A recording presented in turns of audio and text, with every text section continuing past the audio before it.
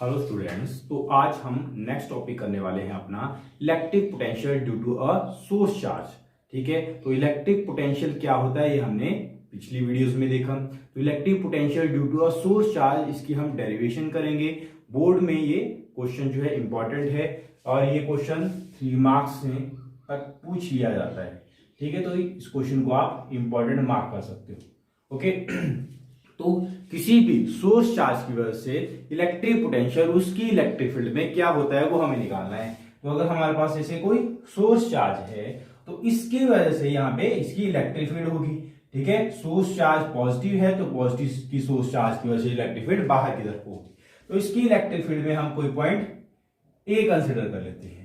ठीक है, तो इसकी इलेक्ट्रिक फील्ड में कोई पॉइंट P या A, तो इस पॉइंट पे हमें इलेक्ट्रिक पोटेंशियल निकालना है। तो इस पॉइंट पे इलेक्ट्रिक पोटेंशियल को हम कैसे डिफाइन करते हैं, वही कि हम क्या करेंगे, इन्फिनिटी से किसी टेस्ट चार्ज को लेके आएंगे। तो कितना वर्क डन मुझे इन्फिनिटी से टेस्ट चार्ज को इन्फिनिटी से A पॉइंट पे लाने के लिए करना पड़ रहा है। ठीक है, और इस टेस्ट वर्क डन को मैं अगर डिवाइड कर देता हूं टेस्ट चार्ज से, तो मेरे पास क्या आ जाता है, वो उस पॉइंट के ऊपर इलेक्ट्रिक पोटेंशियल आ जाता है। ठीक है, तो simply electric potential at a point in a electric field of source charge is defined as work done per unit test charge to move a test charge from infinity to that point. ठीक है, अब इसकी derivation देखते हैं। ये definition भी यहां पे लिखी हुई है। नेक्स्ट, तो सबसे पहले हम एक सोर्स चार्ज ले लेते हैं। Consider a source charge at point O। ठीक है, तो हम एक पोटेंशियल निकालने के लिए किसी सोर्स चार्ज की वजह से उसके नजदीक या उसकी इलेक्ट्रिक फील्ड में कोई पॉइंट A कंसिडर कर लेते हैं, और जो सोर्स चार्ज रखा हुआ है वो मान लेते हैं O पॉइंट पे रखा हुआ है। और O पॉइंट से सोर्स चार्ज से जो आपका A पॉइंट है वो R डिस्टेंस की दूरी पे है। ठीक है, हमें यहां पे इलेक्ट्रिक पोटेंशियल निकालना है। तो अकॉर्डिंग टू डेफिनेशन क्या बनेगा, according to definition electric potential at point A is defined as work done to move एक positive test charge from infinity to A point divide by test charge. ये हमारा electric potential रहेगा according to definition. ठीक है, हम test charge को कहां से लेके आएंगे, इंफिनिटी से लेके आएंगे, और टेस्ट चार्ज को हम धीरे धीरे करके लेके आ रहे हैं और यहाँ पे। बट यहाँ पे क्या हो रहा है, ये जो जैसे जैसे हम टेस्ट चार्ज को इंफिनिटी से लेके आएंगे तो ये भी पॉजिटिव है वो भी पॉजिटिव, दोनों के बीच में क्या होगा, इलेक्ट्रोस्टैटिक फोर्स लगेगी। और ये जो फोर्स है इनवर्सली प्रोपोर्शनल होती है डिस्टेंस के। ठीक है, स्क्वायर ऑफ डिस्टेंस, मतलब ये इनवर्स स्क्वायर लॉ को फॉलो कर रही होती है। इसका मतलब जैसे जैसे डिस्टेंस कम होता जाएगा सोर्स चार्ज और टेस्ट चार्ज के बीच में, तो ये क्या होता है, लगातार डिस्टेंस कम होता जा रहा है, तो वैसे वैसे फोर्स ज्यादा लगती जाती है। जैसे दूर ज्यादा जाएगा वैसे वैसे फोर्स कम लगती रहती है। ठीक है, तो यहाँ पे जो हम बोल सकते हैं, ये जो फोर्स है, फोर्स कैसे, एक वेरिएबल फोर्स है। वेरिएबल फोर्स होने की वजह से हम यहाँ पे ये वाला वर्क डन नहीं निकाल सकते डायरेक्ट निकालने के लिए हम ये फोर्स इनटू डिस्प्लेसमेंट लगा सकते थे। ठीक है, बट यहाँ पे फोर्स कांस्टेंट नहीं है, इसलिए हमें क्या करना पड़ेगा, यूनिटरी मेथड लगाना पड़ेगा। यूनिटरी मेथड में हम क्या करते हैं, पहले छोटे से डिस्प्लेसमेंट के लिए वर्क डन निकालते हैं। तो हम क्या करते हैं, कंसिडर ए पॉइंट P, हम P पॉइंट पे मान लेते हैं किसी इंस्टेंट पे। ठीक है, let at any instant the source charge, sorry the test charge plus Q naught is at P point. ठीक है, P पॉइंट पे है किसी इंस्टेंट T के ऊपर, कोई टाइम T के ऊपर टेस्ट चार्ज आपका P पॉइंट के ऊपर है। ठीक है, तो ये सोर्स चार्ज इस P पॉइंट के ऊपर रखे हुए टेस्ट चार्ज के ऊपर फोर्स एक्सर्ट करेगा। तो हम बोल सकते हैं, since the force exerted by source charge on test charge plus Q naught is, कितनी फोर्स लगाएगा अकॉर्डिंग टू कूलम्स लॉ के अकॉर्डिंग ये सोर्स चार्ज Q नॉट के ऊपर फोर्स लगाएगा 1/4 pi epsilon not Q not upon यहां से यहां तक का डिस्टेंस हम मान लेते हैं O से P पॉइंट तक का डिस्टेंस x के बराबर है। तो कितना डिस्टेंस आ जाएगा, x स्क्वायर के बराबर। ठीक है, समझ में आ गया बात। अच्छा, अब फोर्स पता लगी हम कि पी पॉइंट पे लगने वाली फोर्स टेस्ट चार्ज के ऊपर कितनी है। ठीक है, अच्छा अब हम क्या करेंगे, इस टेस्ट चार्ज को थोड़ा सा डिस्प्लेस कराएंगे किसी पॉइंट क्यू तक। ठीक है, तो मैं एक फोर्स, हमें ये जो फोर्स एक बाहर की तरफ को लग रही है, जो इलेक्ट्रोस्टैटिक फोर्स है इसको बाहर की तरफ लग रही है, तो इस फोर्स के अगेंस्ट हमें वर्क करना पड़ेगा। हम क्या करेंगे, इस फोर्स के अगेंस्ट एक वर्क करेंगे पी से क्यू तक टेस्ट चार्ज को लाने के लिए। ठीक है, फॉर स्मॉल डिस्प्लेसमेंट डीएक्स। ठीक है, तो हम बोल सकते हैं late dw be the small amount of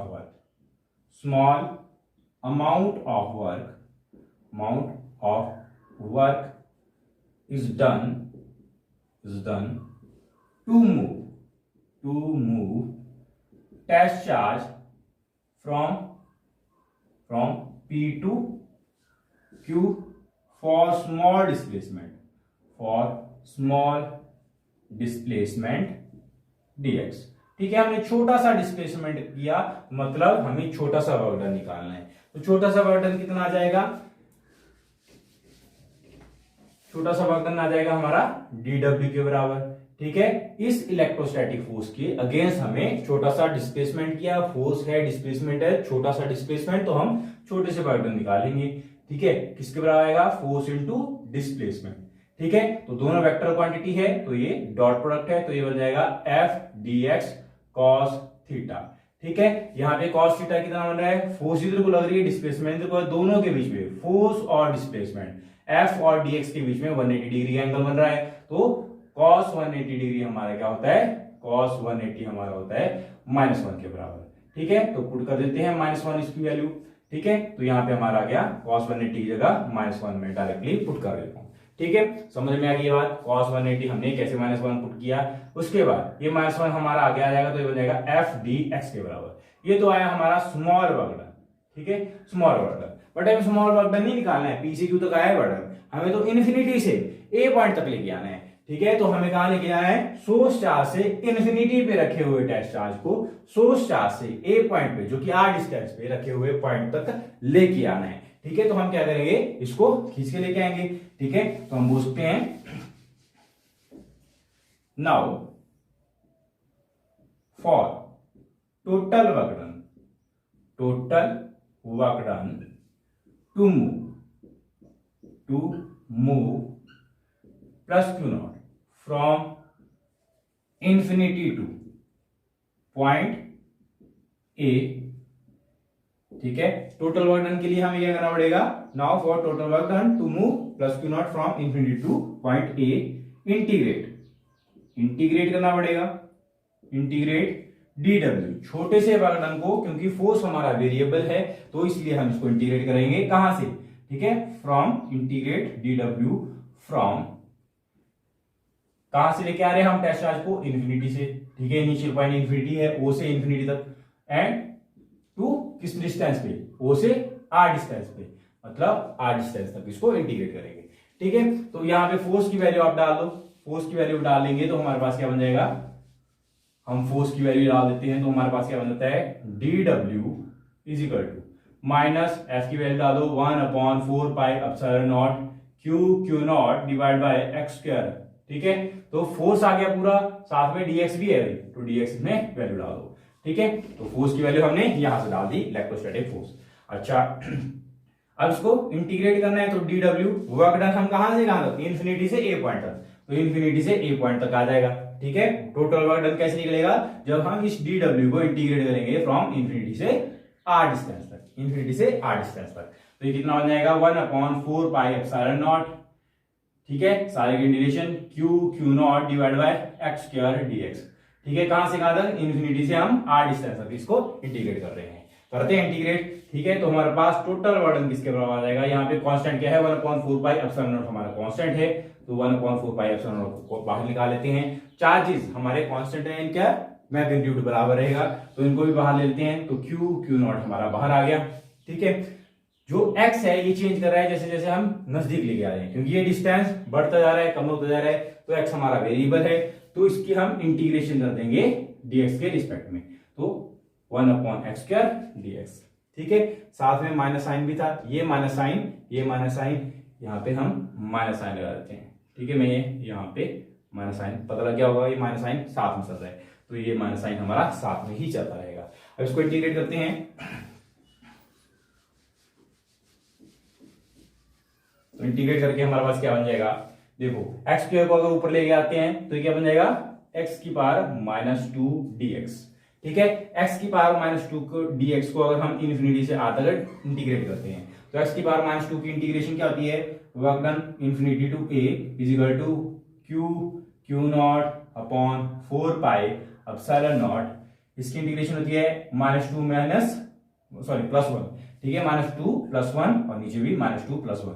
ठीक है, पावर में एक ऐड और डिवाइड करेंगे उसी पावर से, तो इन्फिनिटी से r डिस्टेंस तक हम इसको इंटीग्रेट कर देते हैं। ठीक है, तो यहाँ पे ये जो क्यू नॉट है इसको मैं इसको इस तरफ को ले आता हूं, तो मेरे पास ये बन जाएगा, ये एक्सप्रेशन, ये तो चाहिए मुझे, मेरे को ये तो फाइंड आउट करना है ए की वैल्यू। ठीक है, मेरे को ये एक्सप्रेशन निकालने के लिए मैं इस क्यू नॉट को इधर को ले आता हूं, तो क्या बन जाएगा, work done from infinity to a divide by test charge. ठीक है, तो ये क्या बन गया हमारा क्यू 4 पाई एप्सिलॉन नॉट, और ये बन जाएगा हमारा एक्स की power minus 1 divide by minus 1, but यहाँ पे एक माइनस साथ में भी है, ये माइनस ये माइनस ये माइनस। ठीक है, तो इन्फिनिटी से r, अब इसको यहां पे कर लेता हूं मैं, तो हमारे पास total work done per unit test charge किसके बराबर आ गया, इसको मैं k भी लिख सकता हूं 1/4 पाई एप्सिलॉन नॉट को, मैं इसको अगर मैं 1/4 पाई एप्सिलॉन नॉट को k लिख देता हूं और साथ में q की वैल्यू kq। ठीक है, और साथ में आ गया एक और माइनस। ठीक है, यहाँ पे एक और माइनस आ रहा है, इस माइनस को मैं आगे ले आता हूं। ठीक है, माइनस को आगे ले आया तो ये माइनस माइनस क्या हो जाएंगे, प्लस हो जाएंगे। ठीक है, ये माइनस एक्स की पावर माइनस 1 बन जाएगा, तो इस माइनस को मैंने आगे ले आया, और अब मैं इसमें एक्स की पावर माइनस 1 का मतलब है आपका 1/x, तो इसको मैं इंटीग्रेट वैल्यू पुट करूंगा। ठीक है, जो लिमिट्स है लिमिट्स पुट करूंगा, हमारे पास क्या बन जाएगा, इन्फिनिटी टू टेस्ट चार्ज के क्यू। ठीक है, एक बार अपर लिमिट पुट करो माइनस एक बार लो लिमिट पुट करो। ठीक है, तो आपका 1/∞ क्या होता है, 0 के बराबर, तो ये बन जाएगा हमारा 0 के बराबर। ठीक है, तो हमारे पास बन जाएगा work done per unit test charge is equal to K Q, और ये साथ में आ गया r, के क्यू बाय r। ठीक है, अब इसको मैं सेकंड नंबर दे देता हूं। ठीक है, अब ये हमारा फर्स्ट है, तो फ्रॉम 1 and 2 से अकॉर्डिंग टू डेफिनेशन हमारा ये होता है पोटेंशियल, और ये हमने फाइंड आउट किया। ठीक है, दोनों को कंपेयर करते हैं, ये और ये बराबर है, तो हम बोल सकते हैं फ्रॉम 1 and 2, फ्रॉम 1 and 2 जो इलेक्ट्रिक पोटेंशियल रहेगा VA किसके बराबर आएगा, के क्यू बाय आर के बराबर, के क्यू बाय आर के बराबर। ठीक है, तो ये हमारा इलेक्ट्रिक पोटेंशियल रहेगा due to a source charge in its electric field. ठीक है, electric potential due to a source charge in its electric field. ठीक है, होप सो आपको समझ में आया होगा। अब इसमें एक और पॉइंट है जो हमें नोट करना है, जो हमारा ये आपको मैंने बता चुका हूं कि जो इलेक्ट्रिक पोटेंशियल है वो हमारे क्या है, एक स्केलर क्वांटिटी है। ठीक है, जो पॉइंट्स हमें याद रखने हैं, पॉइंट्स टू बी नोटेड। ठीक है, 2 पॉइंट्स आपको याद रखने हैं, कौन कौन से, फर्स्ट कि इलेक्ट्रिक पोटेंशियल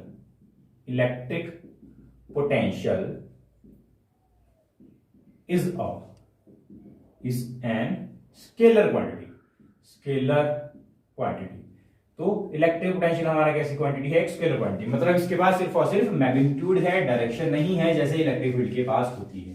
ठीक है, अच्छा, अब सेकंड पॉइंट आता है द इलेक्ट्रिक पोटेंशियल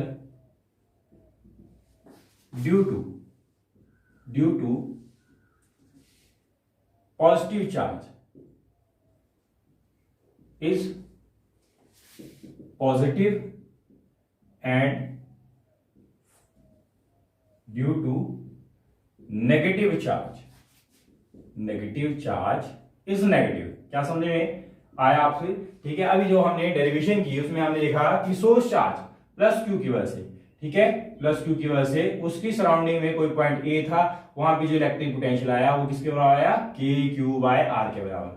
ठीक है, जब सोर्स चार्ज पॉजिटिव है तो इसका जो इलेक्ट्रिक पोटेंशियल है वो पॉजिटिव आया, यहाँ पे प्लस है साइन।